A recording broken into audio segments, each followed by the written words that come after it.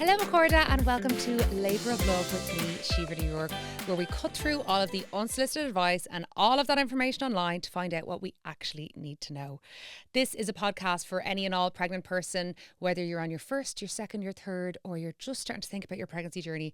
Hopefully there's something for everyone to learn.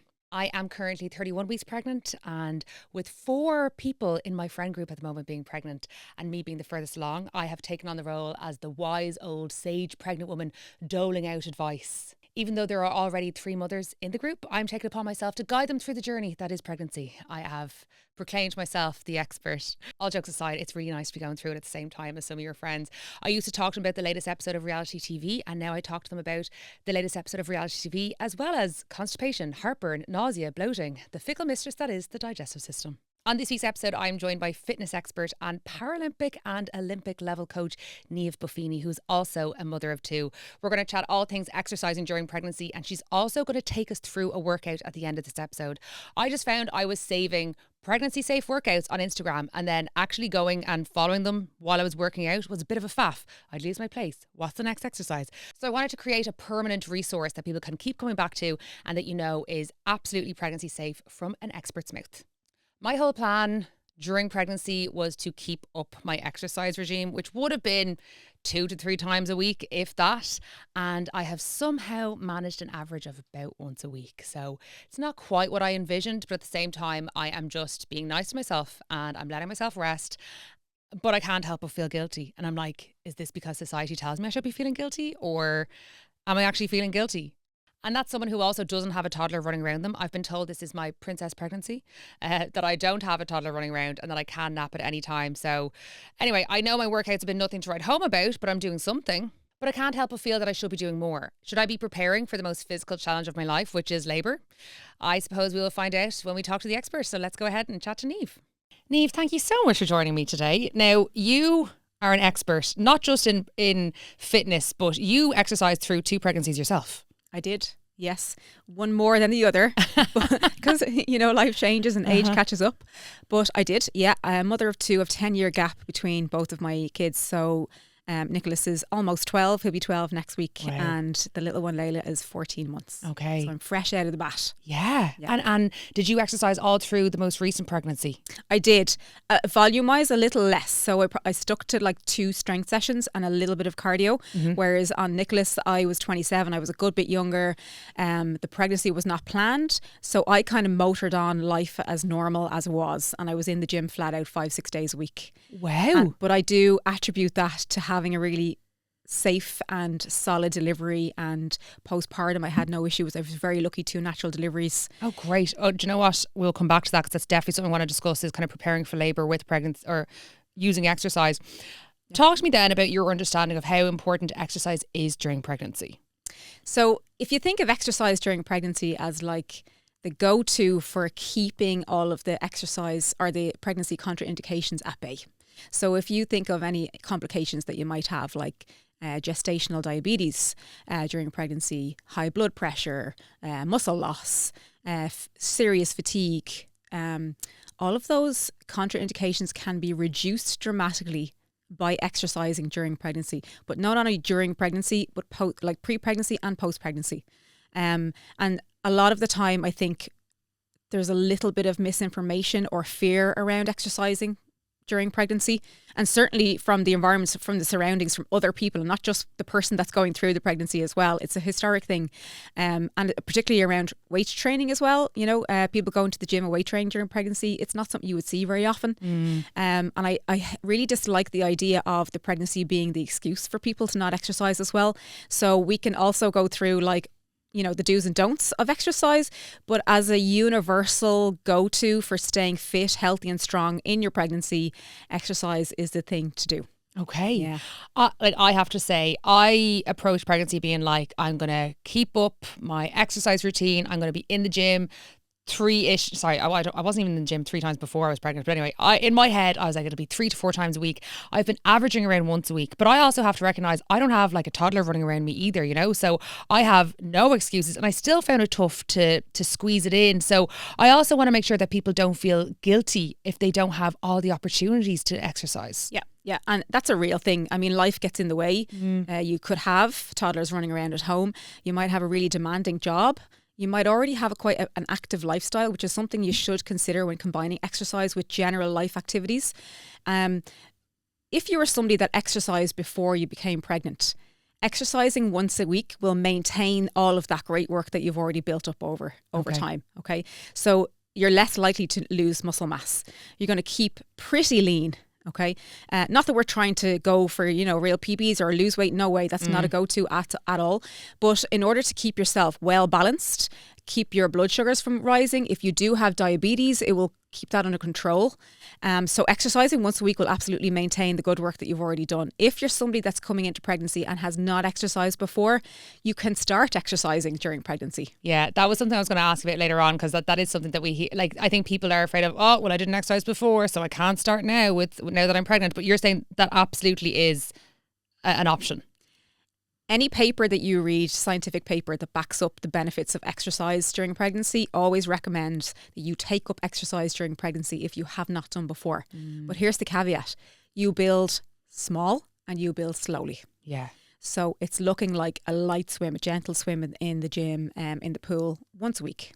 Okay, then you're building from that to maybe 2 swims a week, or you're going from a gentle walk once a week to 2 walks a week, and maybe starting to think about building in some resistance training in conjunction with that. But it's so important that you don't just go from 0 to hero all in one. Number one, your body is like already using the energy of having run a marathon every single day. Like, it's wild, the changes that you go through. So again, starting small, and same goes for people that are seasoned trainers, people that are avid gym goers or even athletes. You do have to consider the fact that your body is building another body, and the hormonal changes in particular for women that you go through really do impact on different things. So keeping a regular routine of exercise, but considering the fact that you do need to decrease volume and decrease intensity for a period of time, but you can build, and you're always encouraged to build on that if you can.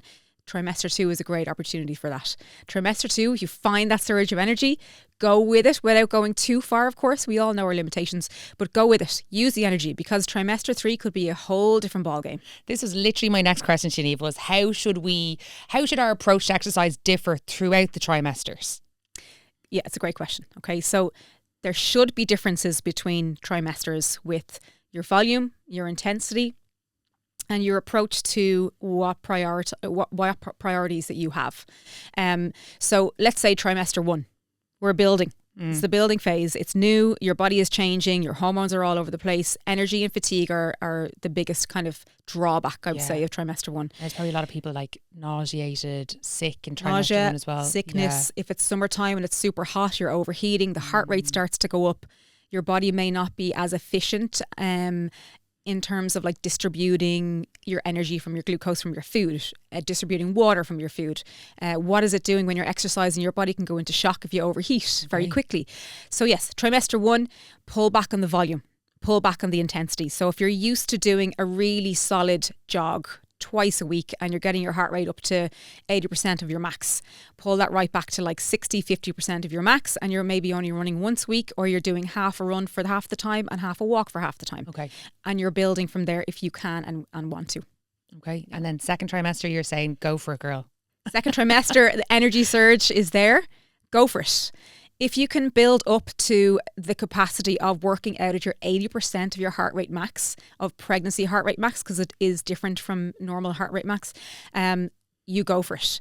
Your baby will benefit, you will benefit, everybody around you will benefit. Release that energy. Yeah. So look, again, I'm not saying go for PBs, but we can actually, science has shown that we can actually build muscle through pregnancy as well, particularly in the 3rd trimester. Really? Yes. What is that, Niamh? So we have a change in progesterone, estrogen.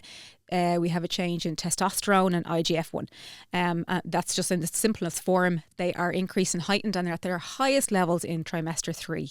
So that combination of increased hormones allows us to actually build muscle to a point. It's fascinating. It really is fascinating. There's very little research done on it. It's actually, the research that's out there at the moment has only been done on an athletic population.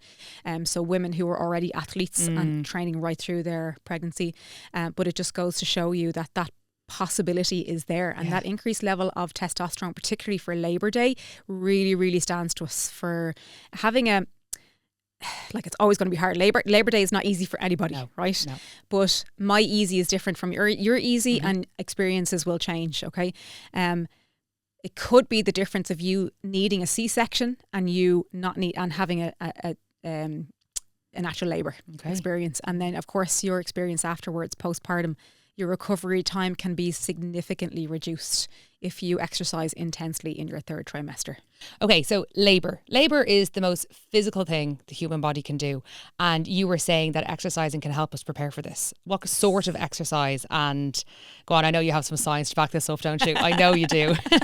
Well, I reverted to a study there recently that was done on the elite population of female athletes from like high rocks based type athletes that were regularly weightlifting, and they interviewed and assessed over 650 women. Okay, this is in 2024. To see how reduced risks of pregnancy contraindications affect them during pregnancy and after pregnancy. And they found that 60% of these women, compared to women that did not exercise or did not do intense exercise, actually came through labour and postpartum experiences with no contraindications whatsoever, compared to people that didn't exercise or dialed exercise back during their pregnancy. Now, that's not to say that they didn't have anything going on, but they certainly had a serious reduced risk of contraindications and complications during labour, particularly. Even pain, like, back spasms can be a real issue, pelvic floor pain, neck and shoulder pain, or just not being able to do certain things because you've got swollen ankles and swollen knees. Any of the pregnancy related diseases that come along with pregnancy, they're not nice. And I understand why women don't want to exercise, but with the exception of some kind of big contraindications where your GP might recommend that you just don't exercise for now, you should be exercising. Is a great anecdote to help reduce the effects of and the feelings of being sore and tight and weak as well. Like your pelvic floor really takes a hit during pregnancy. It's a great idea for women. They are recommended to do pelvic floor exercises well before they plan to get pregnant, during the pregnancy, and continue it on after pregnancy. So we have a huge number of women. I think it's something like 6 out of 10 women suffer from incontinence, urinal incontinence after pregnancy, and actually during pregnancy as well.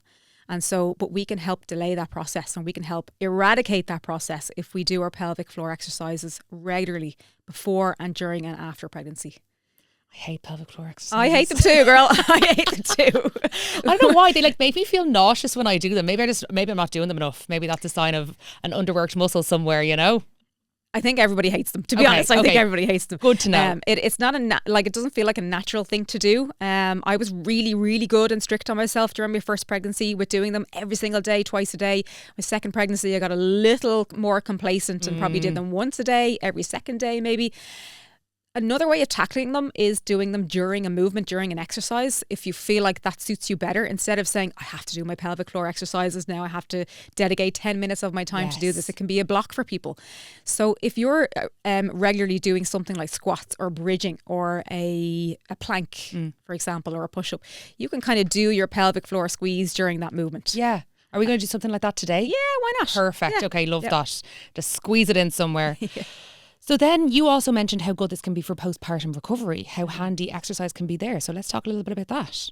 Again, like postpartum recovery is different for everybody. Everybody has a very different experience, and you could be the fittest person in the world, go through an awful experience during your labour, and then really feel the effects of it afterwards. So I suppose it doesn't eradicate, bad experiences. It doesn't eradicate having had to have a C-section, but it certainly stacks the odds in your favour.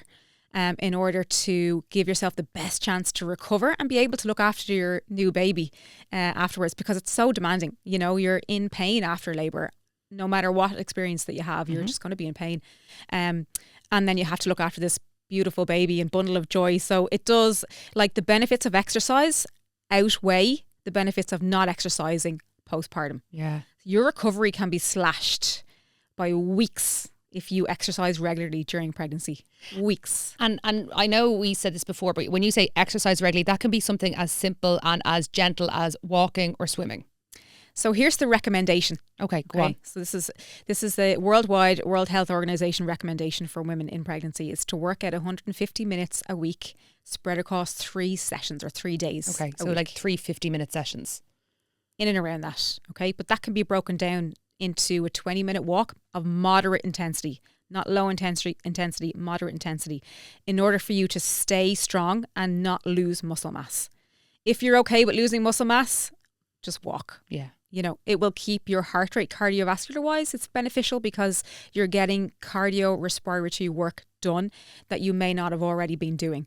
But to get the best value out of your exercise during pregnancy, 150 minutes per week spread across 3 sessions. And that can include 2 sessions of resistance training and 1 or 2 sessions of cardio training. And the moderate intensity is really important. So it's getting to the point where you're out of breath when you're talking, but you can still hold that conversation. Okay. Or you're on the RPE scale of difficulty between 1 and 20 and you're working out to about 14, 15 out of 20. So it's decent enough. It's difficult enough, but you're still able to come out of it going, I feel good, I can hold a conversation, I'm not sweating too much, and I can walk out to my car from the gym, or I can get on with my daily business without feeling the impact of it too much.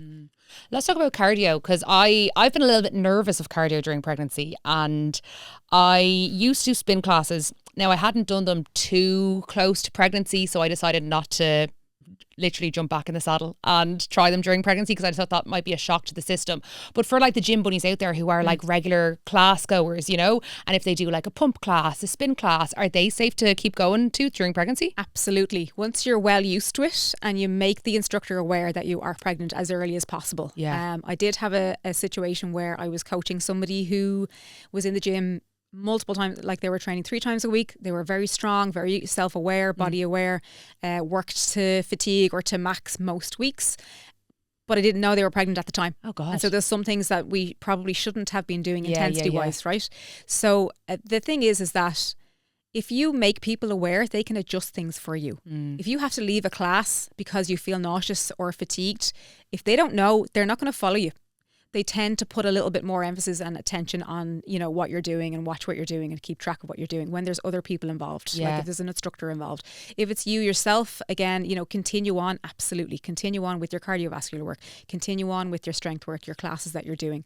I will say if you would rather continue on exercise with a one-to-one coach, it's probably wise to do so because they know you inside out. Yeah. Or go and seek somebody that has experience in coaching or mentoring somebody that is pregnant through pregnancies. Because again, you're different from the next person that walks through the door. Yeah. Classes can be a little less attentive. Yes, of course. But in the first trimester, keep it going. And if you feel like things are really changing for you, your size might be getting in the way, particularly on a spin bike. It's not easy to raise Oh my those God, knees that's on a so spin true. bike. And the balance and all. And the balance, yeah. But again, cycling is a great way. Stationary bike, if you have one at home, use it. You can tip away at it. Again, swimming is a great way to keep yourself physically fit, cardiovascular wise. A light jog also was fine. Of course, there's always risks to these things, but there's always risks whether you're pregnant or not. Yeah, okay. true. So I think don't let fear get in your way. Continue on until something or somebody recommends that you need to stop. Yeah. I did a class there recently, abs and ass, and I told the guy that, I didn't have to tell him, it was quite obvious I was pregnant, and he was so careful. Like every exercise he'd come over and suggest a modification, you know, very aware. Now some of them I was like, I think I can do this one, you know, I'm good for this one. But it's nice to know that they are aware and they're trained to give you modified exercises, you know. Okay, before we go on to our workout, Niamh, I have a bit of a quick fire round, okay, of pregnancy exercise advice I've seen online, and you can confirm or deny for me, okay, because some of the stuff online is ridiculous, okay. The first one is you can't lie on your back for any exercises. False. Just get a pillow if it's uncomfortable. Okay. Yeah. Really, but you shouldn't. Someone told me like you shouldn't be on your back for a prolonged amount of time. I don't know, for whatever exercises. Just false. False. If you feel fine, do it. Love it. Yeah. You shouldn't work your core during pregnancy. False. I'm probably contradicting everything that everybody else has said, but you can absolutely do. In fact, it's very important to do core work during because it supports your back, it supports your pelvic muscles, it supports your balance as well. Like if we think of trying to get up out of this chair, yes, we're using leg strength, but most exercises and movements that we do require a strong core to do it, plus your back muscles along down your spine, your postural muscles as well. Okay. So you have to work on your core. Like I get it gets uncomfortable over time. As you get bigger, your bump gets in the way. Yeah. But at the very beginning, at the very least, when you have space to do core work, do it. And albeit modify the exercise, raise yourself up onto a chair to do it. You'll find a way. And then go to the experts, look for advice. And are there some core exercises we should be avoiding?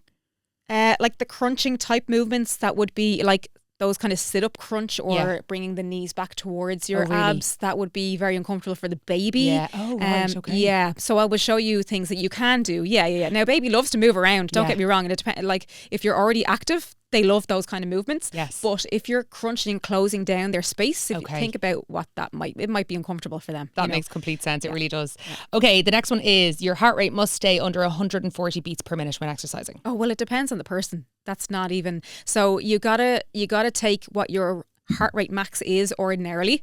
So if you work out your heart rate max, let's say you take 220, okay, and you're 30 years of age. Take 220 minus 30 and your heart rate max ordinarily is 190 beats per minute. Okay. Now, if we're exercising during pregnancy, we're working to 60% of that. So we're just over that 100 beats per minute. Okay.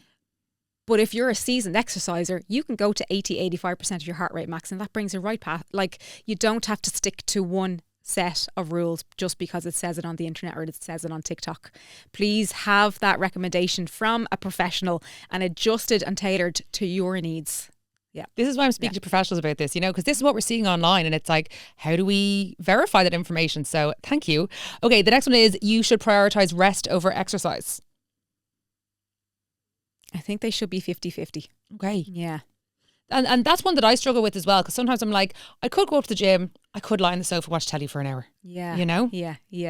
Yeah, like you're a fit individual. You've trained, right? Yeah, you've trained all through, your adult life. Yeah. Sporty as a child, same as myself. If I prioritize rest over exercise just because, that's a bad decision. Now, if you prioritize rest over exercise because, like myself on my second pregnancy, I was working at an elevated level and it was too much volume-wise, well then yes, that's the right choice. But healthy individuals without any contraindications or issues should be balancing that out 50-50 really. Because it should be a priority. Yeah, no, that makes complete sense. But exercise gives you energy. So if you use energy in exercise, you're creating more energy. Yeah. So then there's a less of a need to rest if you're healthy. Okay, I'm going to have you as the angel on my shoulder now in future, all right? And then the final one is too much pelvic floor exercises can make birth more difficult. It's more the type and the intensity of the pelvic floor exercise. So if we're doing Kegels, for example, and we are holding them for in excess of 20 seconds at a time, and we're doing them wrong and we're releasing the pelvic floor wrong. So let's say we start from the pelvic floor. Kegel is we start from the back passage, for example, and we go to the front passage and we hold for 10 seconds and we release it quickly. That's how it should be done. Okay. If we're constantly releasing it too slowly, that can create a release passage that you're constantly tense and you may go into spasm. Okay, so it depends on, like, I would always say, and I'm not an expert in this, so I would always say go to a physio that's an expert in pelvic floor exercises, and they will give you the best recommendation for you. Because if you're somebody that's pretty active, you could be somebody that's overtraining, and you actually could suffer from incontinence quicker than somebody that's only doing a basic level of training. And the reason is that they launch into exercise too quickly after, there's many reasons, but they could be launching into exercise too quickly after childbirth. The intensity of the exercise might be too fast, and so therefore the pelvic floor might relax too much. Equally, if we're tense all the time and we're just somebody that gets stressed easy and we're holding our pelvic floor for whatever reason, or we're trying to hold wheeze for a long periods of time, it's not a good idea. We're constantly tense. So yes, it can have an impact on a delivery when you're trying to push. Okay. Yeah. And then finally, before we move on to our workout, postpartum, should we wait 6 weeks until exercise? And then should we gradually, get into the gentle stuff before we jump back into weightlifting? So for a natural birth, 8 weeks is your minimum amount of time. You should wait at least 8 weeks. Gives your body a chance to settle down and deal with the stress, the fatigue, the lack of sleep, the busyness of your lifestyle. You're always up on your feet, you're up and down, you're resting, you're not resting, you're not sleeping. So 8 weeks is the bare minimum for a healthy, normal delivery. C-section, it's 16 to 18 weeks actually is the recommended period.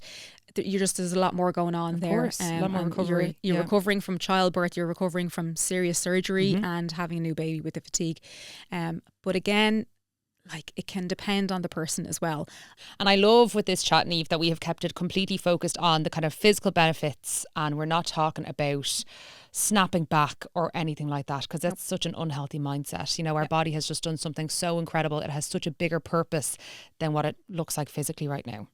Yeah. And through the years, I've seen the difference in people that have had a child and put pressure on themselves and getting back to their pre-baby body weight before pregnancy versus after pregnancy, and them going through a second and third pregnancy, and that all goes out the window sometimes. But you can see the different relationships and style of parenting that they have with their kids. They're enjoying their time with their children a lot more because they're not trying to go out for that run every other day to try and get their bodies back. Yes, it's important, but the importance is placed on your health, your wellness, your physical health, and being able for life's demands. If you do want to go back to work after a certain period of time, you do need to feel ready, and I get that. But putting pressure on yourself to get back to your body is going to change internally, so expecting it to look the same externally it's not realistic, and it's not going to happen. For most people, it won't happen. There are the odd exceptions, that will just stay like that, and they'll have great muscle tone, and it's genetically just they have it. Yeah. Okay, and that's how they are. Yeah. But they might have issues with something else. So you're stacking the odds in your favor if you're keeping yourself strong, fit and healthy as best as you can during your pregnancy. Amazing. Okay, let's work out, Niamh. Let's do it. Okay, what are we starting with, Niamh? Little warm up, 2-3 exercises, get the blood pumping, and then we're straight into some resistance exercises. Okay, happy days. Let's go. So march on the spot. How high should our knees be? So just as is comfortable. Okay. Okay, so we're not trying to go like waist level or anything like that for now. Just get the cardio aspect of the warm up going. I feel like I'm going to embarrass myself today. I'm going to expose myself for once a week. So let's roll the shoulders back as well as we're moving. And particularly later on in your third trimester with this, take it slow. Yeah. Because you will get breathless pretty quickly. Yeah, well, I'm walking upstairs, I get breathless. Yeah. Turning off the light switch, I get breathless. So Forward with the shoulders now as well. Okay, relax the feet down. We're going to open up the stance a little bit. And all we're going to do is just bend forward slightly so you feel a light stretch in your hamstrings and come back up. Of course, all of these exercises can be modified. So if you need to hold on to the back of a chair or a wall, please do so for this. Okay, bring your feet in slightly, and we're going to rotate those hips, hands to the back to support your back. Roll those hips to the right 3 to 4 times, and then to the left. yeah, because the hips really get a battering during pregnancy, don't they? Well, there's so much going on. They grow in size and then they expand because of the relaxant hormones. So you're kind of expanding and then contracting, expanding and contracting all of the time. Yeah, I hear a lot of women saying that they get sore hips from sleeping, you know, because you're sleeping on your side. So yeah, if we hurt them in our sleep, God knows what else we could do with them. Yeah. Okay, we're going to step back the right leg and we're going to bring it out to the left. Okay, bring your arms up overhead, nice and gently. Take your time, make sure the balance is okay. And just reaching up gently, not overreaching. Take a big inhale here. Exhale. Keep your hands up. We're going to step up.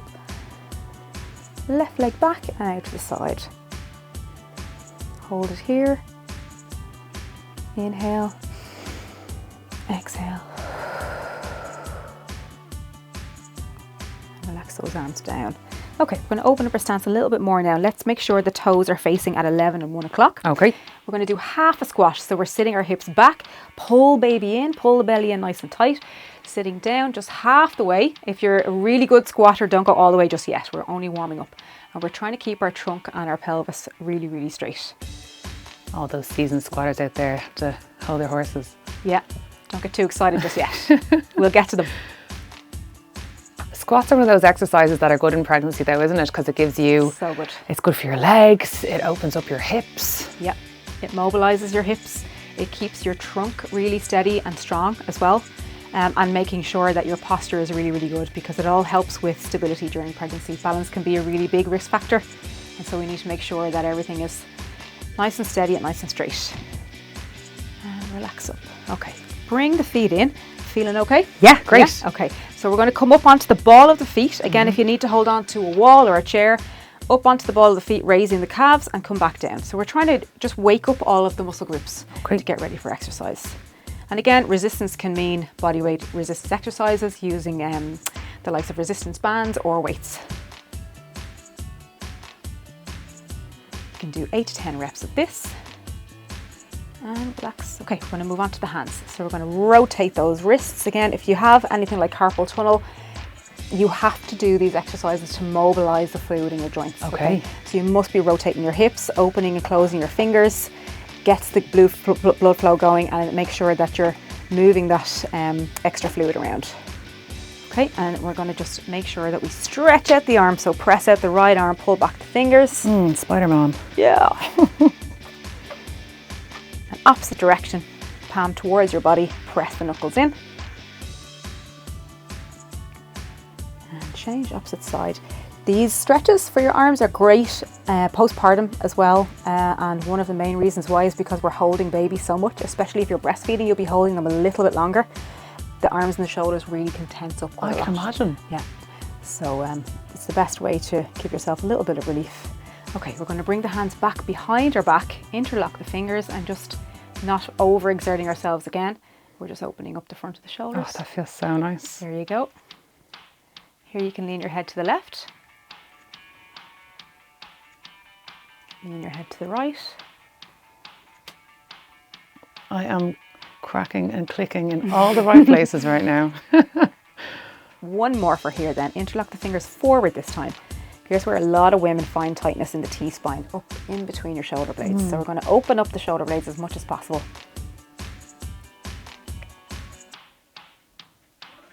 And relax it down. Okay, so now you should be feeling a little more warmed up for the light, gentle exercises that we're going to do. Perfect. First exercise, all right, we're going to do a variation of a squat against the wall. It's called a wall sit.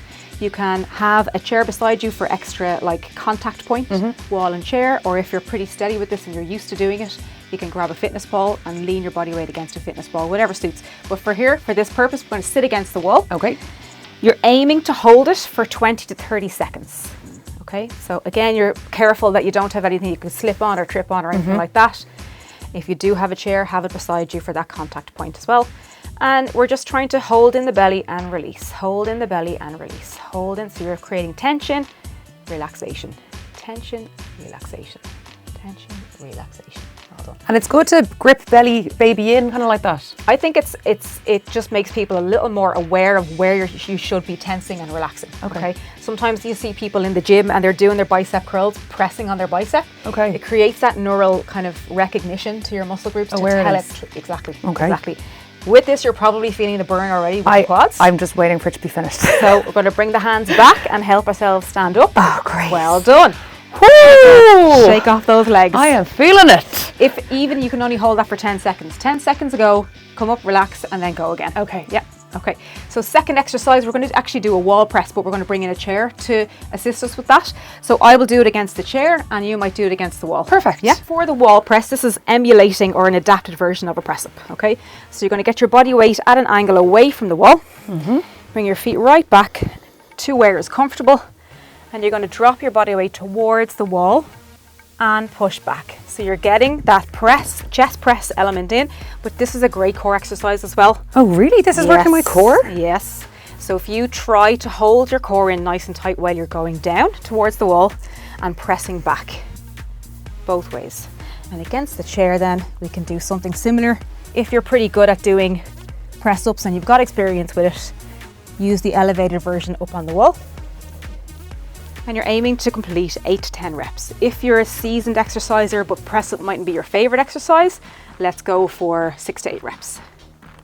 Excellent, Síomha. Well done. Well done, thanks. Are you out of breath yet? Slightly, but I'm trying to hide it. Oh, you're doing well, you're doing well. All right, well done.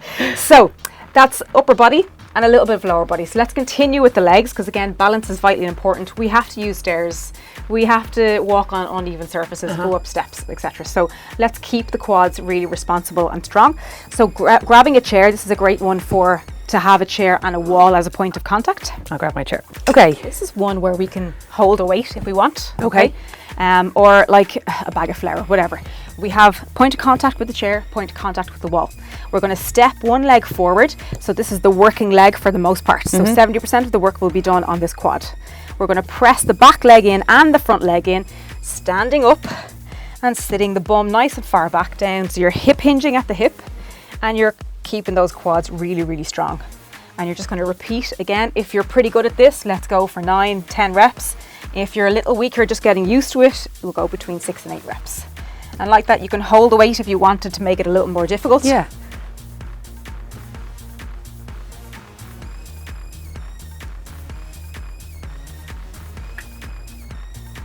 Okay, and then we can change sides.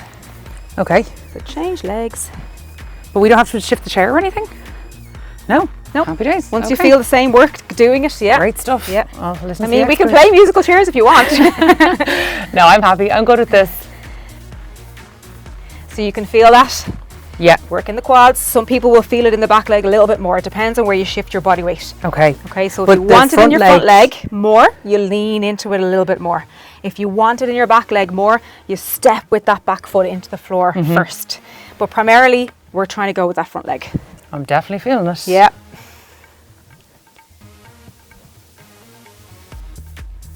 One more. Well done. Really good. Well done. Well done. Okay. So that's our kind of first group of exercises. What I would recommend is repeat those exercises 2-3 times. Take 2 minutes rest. 2-3 minutes rest. That's the recommendation. If you need more rest, take it. Okay. And then we'll move on to some floor exercises. Perfect. Okay. So we're going to move to the floor for some floor exercises now. These are upper and lower body strengthening exercises, but primarily they're core exercises. Okay. So anybody that has a tight back should be working on their core muscles. It's a myth that you don't go near core exercises during pregnancy. You absolutely can, and here's what you can do. So come on down to the floor. If you need a pillow or something to elevate you up from lying flat, please get it. Pop it behind your head. And we're going to bridge. So bridging is the best way to work on your glute strength, but also your core strength, but making sure that you're contracting those core muscles, right? So we're going to contract and squeeze the bum. We're going to contract the core for the period of the press. We come back down and we're going to relax. Relax everything. Everything. Okay. And it's very important that your proprioception, that you know that you should be contracting, relaxing, because what happens during labor?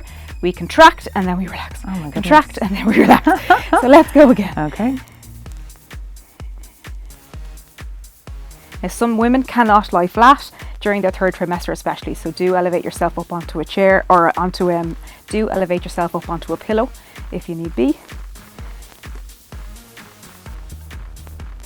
Contract, relax.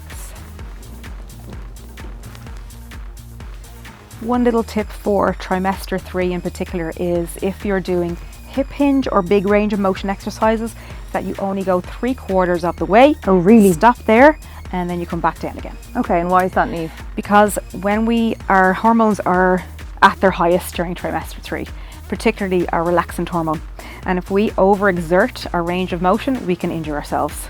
So overexertion means we're going to the furthest point that we can go, but we shouldn't go to that. So just dip slightly below that. And we're still getting all the benefits. Exactly. So you're aiming to do, with the bridge, if you're fine with it, you should aim to do between 10 and 20, whatever you're capable of doing. Okay. Yeah. So we're going to come onto our side now. This is side bridge. And again, it's great for your core muscles and your back muscles in particular. So we're going to lean on the elbow. Shoulder should straddle over your elbow. Okay. Bottom knee is bent. Top leg is straight. You're putting your pressure into that top leg and supporting yourself with that other hand. Now, if you need extra support, throw a pillow underneath. Pillow underneath there. Yeah. Okay, great. Okay. So squeeze your bum here, squeeze your abs, bring baby in and bring them for a little ride up top and then come back down again. Lovely. That's a toughie. It is. It is. Squeezing as much as you can, okay? Even to the point where you're pretending you're holding like a paper underneath your armpit. Okay. And you're going to try squeeze that in as well. So all along the side, that's down towards the floor. He's working hard. Well done. And baby is going to enjoy this, let me tell you. Yeah, I think they like the movement. Oh, they do. Yeah. Okay, let's do 2 more. We'll change sides. Yours probably missed the exercise once they came out, didn't they? Almost. Yeah. They were very active babies in the womb. Very active. Oh, really? Yeah. I think that was because you were active. I'd say it has some point, yeah. But I just think, it's just the way they were as well. You know, naturally they're very active children in general as well outside the womb. So Really? very active. A lot of energy, which they should have. Yeah. Yeah, as children. Mine is a gentle swimmer, so Oh, very nice. hopefully they'll be as gentle when they come out.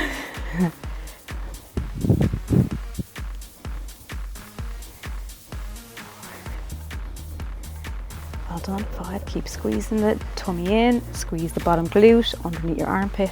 And we'll do one more. Well done. Excellent. And relax. Great. Another myth while we're on the floor is that you shouldn't be in a prone position or be doing the likes of planks when you're pregnant. It all depends on your comfort level. So you can absolutely do things like the plank, but you can adjust it. You can bring yourself up onto a chair on your elbows. You can come down onto your knees and drop your knees down on the floor. If it's too uncomfortable to do it the regular way, up on your hands or your elbows. So adjust it as you see fit, and only hold it for the period of time where you feel like you're getting to that muscle workout fatigue and not pregnancy fatigue. Okay. So if you're getting into pregnancy fatigue and you feel a little bit woozy or dizzy, stop. Yeah. If you know your body and you're getting to muscle fatigue, that's okay. Yeah. You can stop. That's normal. That's very normal. Yeah. Okay. So we can try the plank, and again, adjust it to, you can go on your knees, you can put yourself up on the chair, you can even plank up against the wall and raise your legs so it feels like a plank. You're just that way instead of this way. Yeah. Okay. So on the floor, you can either go on your elbows or your hands. I find the elbows is usually a little bit better for pregnancy, but Okay, sure, I'll go elbow, so. yeah. And then your elbow or your wrist is directly underneath your shoulder. And we're going to just press out the legs straight. And if you need to take a break, you go down onto your knees and then raise back up again. You can do it that way as well. Look, you're aiming for, there's no like standardized universal time for this. It's whatever works for you. Okay? Yes. Whatever works for you. Like you said, you're not going for any PBs. Nope, no PBs. While exercising during pregnancy. But it still is important to practice what you can practice. So putting your body under a little bit of exercise stress is okay. It's important. Well, I can absolutely guarantee you're doing that for now. One more set. Next time you drop onto your knees then, and we'll take a break. Great. Well done. So that's another set there. That's a core exercise. 3 exercises that everybody can do on the floor. When I say everybody can do it, adapt it to what you're able to do. Okay. Once you're feeling okay and you're not nauseous or anything like that. And would you do those three times? I would do those three times. Okay. Yeah. Once you take appropriate rest and you feel okay to go again, go again. Perfect. Yeah. All right. So this next one then is on all fours. This is called the tabletop position. One thing I will say, which I mentioned earlier, is about kind of hyperextending your joints, particularly in trimester 3. When we're in this position, if we're doing the likes of press-ups or plank, just be careful about the elbow position. So we want to have an active elbow where we roll the 2 inner parts of the elbows towards each other as if they're about to clap. We don't want to be like this in the hyperextensive position. Okay, see the difference? Yeah, absolutely. Okay, same goes for if you're lifting barbells and you're about to do an Olympic lift or something, or you've got weights, always start with a slight bend in the elbow. Okay. Okay, protects the shoulder. All right, so bird dog position, hips over the knees, shoulders over the wrists. I think I know this exercise and I think I like this exercise. You do, you're good at it. I saw you before. So raising up that right arm, kick out the left leg, and you're trying to get yourself nice and straight. If you can, bring it in towards the belly and bring it back out again. And we're aiming to try and complete 8 to 10 reps, but if you need to take a break at the halfway point, do so. And what's this working for us now, Niamh? So this is back stability, back strength, and a little bit of core as well. It's probably one of the easier back exercises to do during pregnancy. A lot of the other back ones are a little bit too invasive, like good mornings with dumbbells, yes, or a barbell. And my balance is coming into question here. Well, it will, but this is like the floor is the best support during exercise. So if you're ever questioning or unsure about what way to do an exercise, go to the floor and see can you adapt it on the floor. Okay, perfect. Opposite side. And how, like, should we be trying to meet our elbows and knees in the middle here? Nah, not in trimester 3. No, you're dead right. Don't even try. I don't think I physically could. I don't even know why I asked that. Yeah. Trimester 1 maybe. Yeah.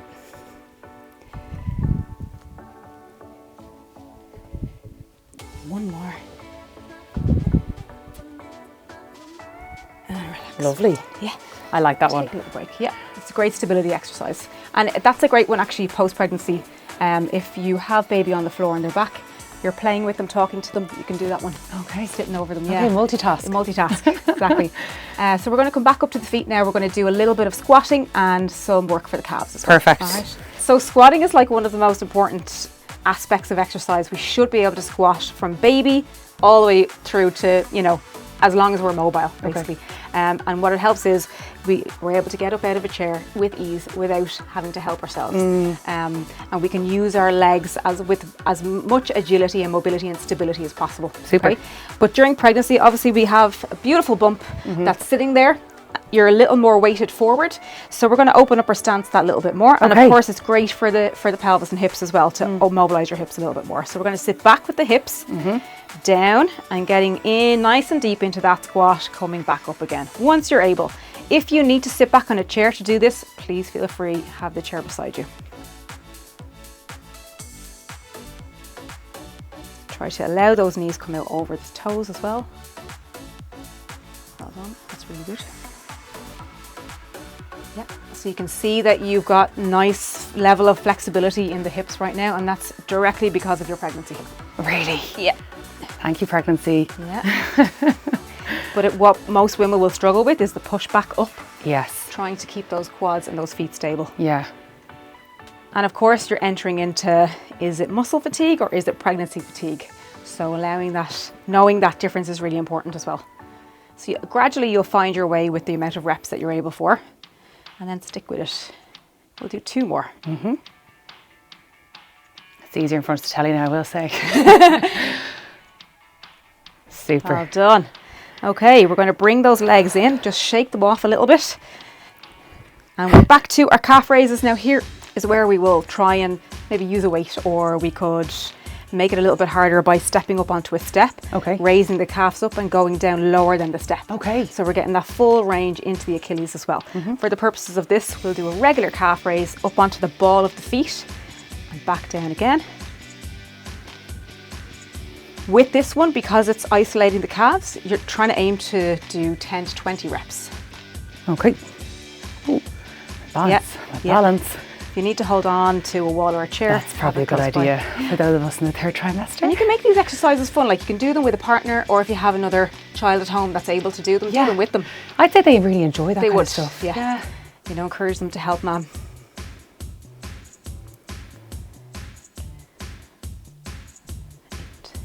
2 more.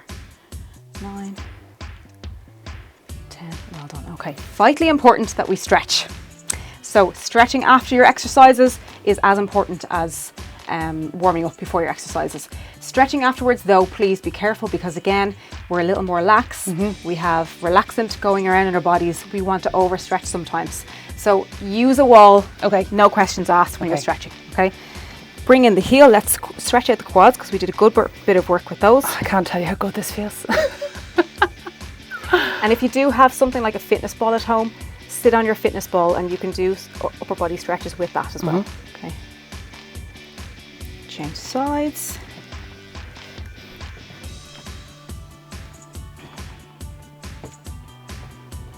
And the important thing with the quad stretch actually is that you bring your knee back behind the standing knee. Okay. That gets you the extra. But what we're not trying to do in pregnancy is overexert the hip flexor here. Good to know. Yeah. Okay, now we're going to push forward. Again, you can use the wall. Right leg forward, straighten it out. Left knee is bent. You can use the wall again and reach down towards the floor. I can't believe I need help touching my toes. There you go. This is pregnancy. How's the lace tying going? My husband has been called in on a few occasions. Yeah, I've needed backup. I just got to the point where I gave up and my laces were over to the side for about 3 weeks. I'm definitely thinking about getting some slip-on shoes. It's time. It's time. And socks. Putting on socks. Yeah, it's one leg at a time out this way. And I'm out of breath after putting on socks too. But here's where exercise, if you're regularly exercising, it helps with those little, Yes. like things that get in your way. You just have that little bit more endurance for it. Okay. Wait, let's stretch out the shoulders. This is a lovely one for during pregnancy, because the front of the shoulders can quite often get quite tight. and into your Ooh, pecs that's as well. lovely. I would recommend highly this one as well for women postpartum, particularly those who are breastfeeding. This one, again, shoulders, wrists can get very, very tight and overused. Change sides.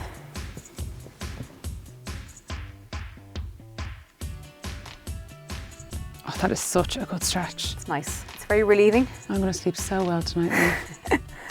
You'd want to do 2 more sets of everything there, North. Yeah, I'll do that myself later. Okay, relax down. All right, we're going to go with the shoulders once again. Okay? So interlock the fingers, separate the shoulder blades, and we can rotate the head here with this one. 3 to 4 right and 3 to 4 left. Opposite direction.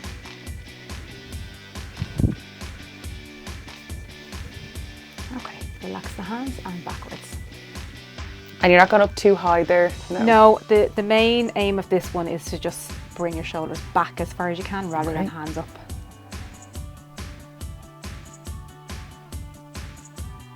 And relax down. And that's it. Beautiful. Oh, Niamh, that was absolutely delicious and such an informative chat as well. So thank you so much for joining me today. Thank you. Well, I hope you're all absolutely sweating after that, because I am.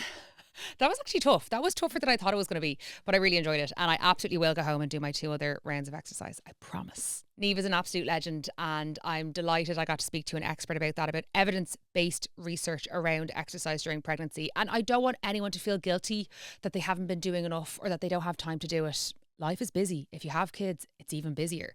So do what you can, get out for your walks. Let's just do what we can to help ourselves. So wherever you are in terms of fitness, I do hope you'll give today's workout a bit of a go, because you can do it from home. You can do it wherever. You can do it watching reality TV, my favourite. Next week on the podcast, I'm going to be chatting to Gillian Doyle, who is the principal clinical psychologist in the Rotunda Hospital. We've discussed our physical changes, but what about the emotional and mental changes that we go through? So be sure to tune back in for that. Gurv Míle Mágad for listening, and if you are also on a pregnancy journey, remember we are 1 week closer to meeting our baba. See you next week. Slán go fóill.